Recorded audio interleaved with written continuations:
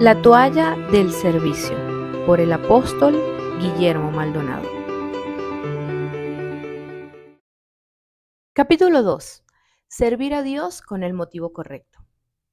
La belleza de una vida desinteresada es servir a Dios y a la gente sin esperar nada a cambio. Durante el tiempo que llevo en el ministerio, he notado que muchas personas se cansan de servir al Señor porque nunca ven llegar la recompensa por lo que lo hacen. Muchas veces me he preguntado, ¿por qué sucede esto? Si esta gente sirve a Dios continuamente, ¿por qué no ve los frutos y sobre todo la recompensa de parte de Dios? La conclusión a la que he llegado es que muchas de esas personas sirven a Dios y al pueblo por motivos incorrectos. Unos sirven para alcanzar posiciones, otros para obtener ganancias. Incluso hay quienes sirven a Dios para ser reconocidos o simplemente por cualquier otra razón equivocada. La palabra de Dios nos dice que hacer las cosas para Dios con la intención equivocada es una obra muerta, que no tiene la vida de Dios ni su unción. Una obra que ante los ojos de Dios es nula. ¿Qué es una obra muerta? Es todo aquello que hacemos en nuestras propias fuerzas y que no es iniciado por Dios. Es cualquier cosa que hacemos en el momento equivocado con el motivo y la intención equivocados. Cuando realizamos un trabajo para el Señor y no lo hacemos con la intención correcta, no podemos esperar tener una recompensa en el día del juicio, cuando estemos frente al tribunal de Cristo. Nuestra motivación al servir a Cristo debe ser nuestra expresión de gratitud y amor, deseando darle a Él toda la gloria y la honra. El tribunal de Cristo. Segunda de Corintios 5:10. Es necesario que todos nosotros comparezcamos ante el tribunal de Cristo, para que cada uno reciba según lo que haya hecho mientras estaba en el cuerpo, sea bueno o sea malo. Romanos 14:12. De manera que cada uno de nosotros dará a Dios cuenta de sí. En estos versos se recalcan las palabras cada uno, lo que significa que es un juicio individual, donde cada uno es responsable y debe responder por los dones y talentos que Dios le ha dado. Otro punto importante que la palabra recalca es que todos seremos juzgados. Es de hacer notar que este juicio del tribunal de Cristo no es para condenación, sino para recompensa, según lo que cada uno de nosotros haya hecho en la tierra. ¿Qué es el tribunal de Cristo? El vocablo griego, aquí traducido como tribunal, es bema. Este término sugiere una plataforma alta usada para discursos públicos. El tribunal de Cristo es el lugar o la plataforma donde será juzgado cada creyente por todo lo que haya hecho en la tierra. Allí Jesús será el que juzgue, dando un discurso acerca de todo lo que cada uno de nosotros haya hecho mientras nuestro espíritu estaba en el cuerpo. La prueba de fuego. El apóstol Pablo describe esta prueba como el juicio para adjudicar las recompensas de los creyentes. Primera de Corintios, capítulo 3, verso 11 al 15 nos dice, porque nadie puede poner otro fundamento sobre el que está puesto, el cual es Jesucristo. Y si sobre este fundamento alguno edificare oro, plata, piedras preciosas, madera, heno, hojarasca, la obra de cada uno se hará manifiesta, porque el día la declarará, pues por el fuego será revelada, y la obra de cada uno, cual sea, el fuego la probará. Si permaneciere la obra de alguno que sobreedificó, recibirá recompensa. Si la obra de alguno se quemare, él sufrirá pérdida. Si bien él mismo será salvo, aunque así como por fuego. Este juicio no es para condenación, sino sobre la obra de cada hombre. Aun cuando las obras de un hombre se quemaren por completo, su alma será salva. El primer versículo de este pasaje explica por qué el alma de ese hombre está segura. Este juicio no tiene que ver solo con quienes han edificado su fe sobre sus propias obras o sobre su propia justicia, sino también sobre el fundamento de Cristo y su justicia. Cuando llegamos a ver los logros de las obras de todos, los creyentes, la palabra de Dios las coloca en dos categorías. Categoría 1, oro, plata, piedras preciosas. Categoría 2, madera, heno, hojarasca. Para poder establecer a qué categoría pertenecen las obras realizadas, se les hace pasar por la prueba del fuego. Si las obras se encuentran en la primera categoría, pasarán por el fuego sin ser consumidas, mientras que ocurrirá todo lo contrario con las que pertenezcan a la segunda categoría. Hay una pregunta que surge aquí. ¿Está Dios más interesado en la calidad que en la cantidad? El oro, la plata y las piedras preciosas son materiales que normalmente se encuentran en pequeñas cantidades, por lo cual tienen gran valor. Sin embargo, la madera, el heno y la hojarasca son materiales que ocupan mucho espacio y se obtienen en grandes cantidades, lo que les da un valor relativamente bajo. Mientras examinamos este juicio, cada uno de nosotros necesita preguntarse, ¿cómo puedo servir a Cristo aquí en la tierra para que mis obras resistan la prueba del fuego que será aplicada en ese día? ¿Qué cosas tomará en cuenta el Señor en el momento de juzgar o recompensar las obras de los creyentes? Cada uno de nosotros tiene que probar su corazón en 4 áreas diferentes, porque en cada una de ellas seremos juzgados con fuego y de acuerdo al material que se ha encontrado en estas áreas, seremos recompensados por el Señor. Son los requerimientos del tribunal de Cristo. ¿En qué áreas seremos probados? Número 1. La prueba de los motivos o intenciones. Los motivos o intenciones con que hacemos las obras se originan en nuestro corazón. Primera de Corintios 4:5. Así que no juzguéis nada antes de tiempo, hasta que venga el Señor, el cual aclarará también lo oculto de las tinieblas y manifestará las intenciones de los corazones, y entonces cada uno recibirá su alabanza de Dios. Hay muchas preguntas que tenemos que hacernos con respecto a las intenciones y los motivos de nuestras obras, y son las siguientes. ¿Por qué hago lo que hago para Dios y para los demás? ¿Qué busco cuando sirvo a Dios y a su pueblo? ¿Busco ser reconocido por la gente? ¿Busco posición? ¿Busco mi propia satisfacción o la gloria de Dios y el beneficio del pueblo? Predico, enseño, intercedo, ayudo en la iglesia, ayudo a los hermanos para tomar alguna ventaja de ellos, o lo hago porque amo a Dios y a su pueblo. ¿Busco ser afirmado por el líder para que me promocione o simplemente busco servir a Jesús con sinceridad de corazón? Estoy más interesado en las posiciones que son visibles y no me interesa servir si es detrás de las escenas. ¿Sirvo a las personas por amor o movido por intereses personales, dinero, fama u otra cosa? El servir a Dios con el motivo correcto me garantiza un galardón en los cielos y aquí en la tierra. También me ayuda a permanecer libre de heridas. Aunque nadie me aplauda, aunque nadie me reconozca, aunque nadie me pague nada, aunque no reciba el aplauso de la gente y en cambio me paguen mal por bien, aunque me traicionen aún después de haberles servido, ninguna de estas cosas me pueden herir porque todo lo hice para Dios y no para ellos. Eso es lo que me mantiene libre de heridas. Cada vez que hagamos algo en nuestra vida, debemos juzgar nuestro corazón. ¿Por qué hacemos lo que hacemos?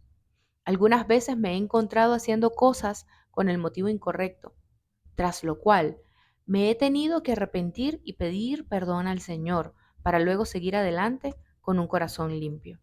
La belleza de una vida desinteresada es servir a Dios y a la gente sin esperar nada a cambio. Número 2. La prueba de la fidelidad. La fidelidad es la virtud más importante en un siervo de Dios. Juntamente con la obediencia, es la que engrandece a un hombre o a una mujer delante de los ojos del Señor. Mateo 25, verso 21 al 23, dice, y su Señor le dijo, bien, buen siervo y fiel. Sobre poco has sido fiel, sobre mucho te pondré. Entra en el gozo de tu Señor. Llegando también el que había recibido 2 talentos, dijo: Señor, 2 talentos me entregaste, aquí tienes, he ganado otros 2 talentos sobre ellos. Su señor le dijo: Bien, buen siervo y fiel, sobre poco has sido fiel, sobre mucho te pondré, entra en el gozo de tu señor. Jesús destaca 2 cosas en estos versos. Él le llama buen siervo a alguien que le sirve a Dios y a su pueblo con la intención correcta. Todo lo que hizo este siervo lo hizo para el Señor y no para él mismo. Pero él también le llama siervo fiel, y esto es muy importante que lo estudiemos. ¿Quién es un siervo fiel?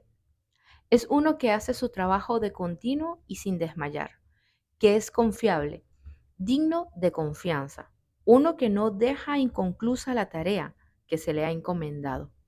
Hay muchos creyentes que en aquel día serán encontrados siervos buenos por haber hecho su servicio con buenas intenciones, pero no serán encontrados fieles porque lo que Dios les dio para hacer no lo terminaron, no continuaron con la tarea, no hicieron su trabajo de modo continuo, lo dejaron incompleto. Es necesario ser fieles para que cuando llegue el día del tribunal de Cristo seamos encontrados con esta virtud. La mayor prueba de fidelidad de una persona viene cuando ésta es tentada a abandonar su trabajo antes de tiempo. He encontrado que un sinnúmero de líderes que reciben una oportunidad para servir en cualquier área de una iglesia o incluso en el trabajo, cuando viene la presión, cuando los problemas se levantan, abandonan su posición de servicio. Eso Dios lo ve como infidelidad. Son tentados a dejar lo que Dios les puso a hacer y lo abandonan. Es importante que seamos encontrados fieles. Primera de Corintios 4:1 nos dice: Así pues, téngannos los hombres por servidores de Cristo y administradores de los misterios de Dios. Este versículo hace referencia en sentido pasivo a la cualidad de ser fiel, cuyo paralelo en griego es pistos y significa alguien digno de credibilidad, verdadero, uno en quien se puede confiar, uno de quien se puede depender, uno que tiene palabra y todo lo que promete lo cumple. Es por esta razón que la fidelidad y la obediencia son las mayores virtudes que Dios busca en un hombre y en una mujer para poder usarlos. Cada siervo o ministro del Señor debe ser encontrado digno de credibilidad, que cuando se le pone a servir en un área no la deja. Es fiel, se puede depender de él. Yo tengo líderes fieles en nuestro ministerio a quienes les he delegado tareas, las cuales han realizado de continuo y sin desmayar. A algunos les han venido pruebas a su vida, han sido tentados a irse de su posición, a abandonar lo que les ha sido encomendado que hicieran. Pero ellos han resistido y han continuado sirviendo sin dejarse vencer por las circunstancias adversas. Es a este tipo de líderes que yo promociono a otras posiciones, porque son fieles, confiables. Se puede contar con ellos, se puede depender de ellos. Yo como pastor, por ejemplo, ya no tengo que preocuparme por organizar todo el servicio de la iglesia.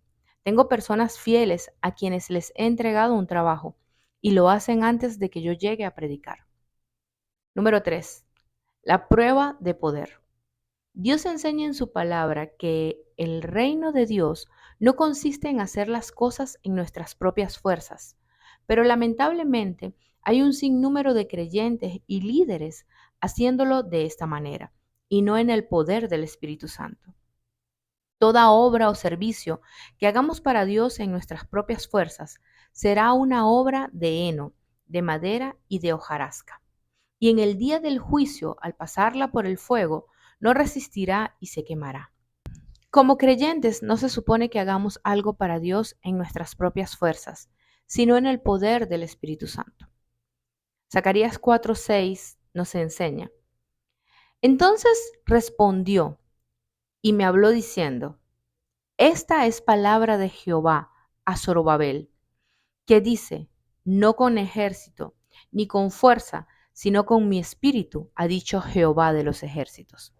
Cuando seamos juzgados en el tribunal de Cristo, allí se sabrá si lo que hicimos fue en nuestras propias fuerzas o en el poder del Espíritu Santo. Número 4. La prueba del talento o del don. Mateo 25, verso 14 y 15 dice, porque el reino de los cielos es como un hombre que yéndose lejos, llamó a sus siervos y les entregó sus bienes. A uno dio 5 talentos y a otros 2 y a otro 1, a cada uno conforme a su capacidad. Y luego se fue lejos. La pregunta que Jesús nos hará cuando estemos delante de Él es, ¿qué hiciste con el talento y el don que te di? A cada uno de nosotros nos fueron dados dones y talentos, y cada uno es responsable por multiplicar, reproducir y usar lo que se le ha dado. ¿Qué le contestaremos al Señor? Muchos saldrán avergonzados por no haber hecho nada con su don. ¿Cuál es la razón principal por la cual las personas no hacen algo con su don? La razón principal es que tienen miedo o temor. Verso 24 del mismo Mateo 25. Pero llegando también el que había recibido un talento, dijo, Señor, te conocía que eres hombre duro, que cosechas donde no sembraste y que recoges donde no esparciste, por lo cual tuve miedo, y fui y escondí tu talento en la tierra. Aquí tienes lo que es tuyo. Respondiendo su señor le dijo, siervo malo y negligente, ¿sabías que cosecho donde no sembré y que recojo donde no esparcí? Por tanto, debías haber dado mi dinero a los banqueros, y al venir yo hubiera recibido lo que es mío con los intereses. Quítenle pues el talento, y denlo al que tiene 10 talentos, porque al que tiene le será dado, y tendrá más, y al que no tiene, aún lo que tiene, le será quitado. Mateo 25 del 24 al 29. Le animo hoy a que use el don que Dios le ha dado. Empiece a ministrarlo a otros, porque si no lo hace, tendrá que darle cuentas a Dios por ello. Uno de los motivos incorrectos para servir es el deseo de ser recompensado. Esta falla de carácter la encontramos en Judas. La reacción de Judas fue el fruto de la semilla sembrada en su corazón. Esa semilla era sentir de que debía ser recompensado por su trabajo, por su servicio ofrecido, que debía obtener una posición mayor en recompensa por su tiempo y dinero invertidos en la propagación del ministerio de Jesús. Judas acumuló estos pensamientos en su mente hasta que dieron a luz una traición. Pensamiento como, lo he abandonado todo, he perdido buenas oportunidades por seguir a este hombre que ahora dice que debe partir. En fin, pensamientos que lo llevaron a elaborar una justificación para sus acciones. A Judas le parecía como si Jesús lo hubiera engañado, que no cumpliría sus promesas. Entonces probablemente pensó, ya que he perdido tanto tiempo siguiendo a este hombre, por lo menos voy a sacar las 30 monedas de plata que me ofrecen como recompensa por todo mi servicio. En este punto debemos hacer un énfasis. Porque el primer paso para que Satanás desarrolle un espíritu de Judas en las personas es convencerlos de que el liderazgo al cual ellas siguen no sirve, lo cual debemos tener en cuenta para que cuando el enemigo nos ataque podamos reconocer sus estrategias y no caigamos en la trampa. De lo contrario, lo más seguro es que tomemos una decisión equivocada. Sin embargo, las personas que se dejan atrapar por el espíritu de Judas se sienten juzgadas por otros a causa de lo que han hecho, aunque se apoyen en su propia opinión. Si no corregimos esta falla de carácter que nos lleva a servir con un motivo equivocado, terminaremos ahorcándonos ministerialmente, como lo hizo Judas con su cuerpo. Para concluir, podemos decir que servir a Dios con el motivo correcto nos garantiza desde ahora una recompensa en esta vida y la venidera. Cuando estemos frente al tribunal de Cristo, cada creyente tendrá que comparecer frente a Él y sus obras serán pasadas por el fuego. Ningún líder quiere que su trabajo sea hallado en vano y se queme sin quedar de este rastro alguno, sino que al pasar por el fuego resulte ser oro, plata y piedras preciosas, que resistan la prueba del calor intenso.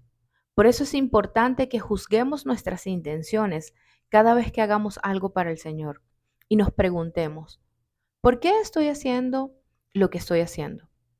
Tengamos esto en mente para que cada uno de nosotros haga las cosas con buenas intenciones, que seamos encontrados fieles y que demos nuestro servicio a Dios, no en nuestra fuerza, sino en el poder del Espíritu Santo. Tome su don y multiplíquelo, que usted también dará cuentas a Dios. Algunos principios importantes son: el hombre fue creado para ser señor y siervo. Cuando el hombre pecó, lo hizo porque en su corazón se levantó un gran deseo de ser número uno, de ser solo señor y no siervo. La mentalidad católica dice que solamente hay dos tipos de individuos en la iglesia, los sacerdotes y los laicos, cuando en realidad no es así. Todos podemos y debemos servir. Jesús vino a cambiar la mentalidad de lo que es el servicio, y él mismo dio el ejemplo haciéndose siervo. El camino para llegar a la grandeza es el servicio a otros. Para obtener recompensa en el día del juicio, tenemos que servir con el motivo y la intención correctos. Cuando sirvamos a Dios, debemos hacerlo de una manera desinteresada. La fidelidad es la virtud que hace grande a un hombre.